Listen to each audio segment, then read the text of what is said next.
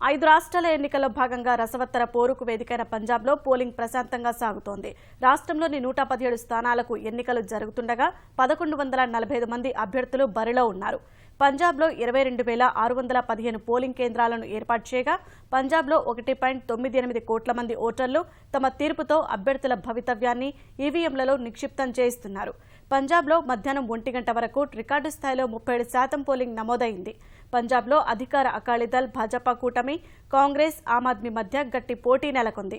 అమరీందర్ సింగ్ రాజీనామా చేసిన అమృత్సర్ లోక్సభ స్థానానికి ఉప ఎన్నిక జరుగుతోంది. రాష్ట్రంలో తొలిసారి 5 స్థానాల్లో ఈ బ్యాలెట్ పద్ధతిని అమలు చేస్తున్నారు. పంజాబ్ ఎన్నికల సందర్భంగా ఎలాంటి అవాంఛనీయ ఘటనలు చోటు చేసుకోకుండా పారామిలిటరీ బలగాలు, రాష్ట్ర పోలీసులతో భారీ భద్రతా ఏర్పాట్లు చేశారు.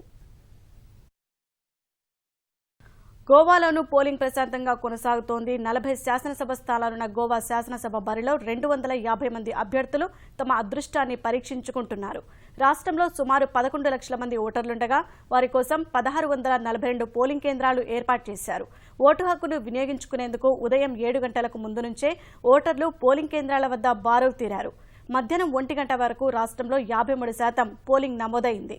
ఈసారి ఎన్నికల్లో ఈ బ్యాలెట్ పద్ధతి అనుసరిస్తున్నారు. సైనికులు, ఇతర విభాగాల్లో విధులు నిర్వహించే ఉద్యోగులు ఓటు హక్కు వినియోగించుకునేందుకు తొలిసారి electronically transmitted postal ballot system ETPBS ఉపయోగిస్తున్నారు. గోవాలోని అన్ని నియోజకవర్గాల్లోనూ ఈ బ్యాలెట్ పద్ధతి అమలు చేస్తున్నారు.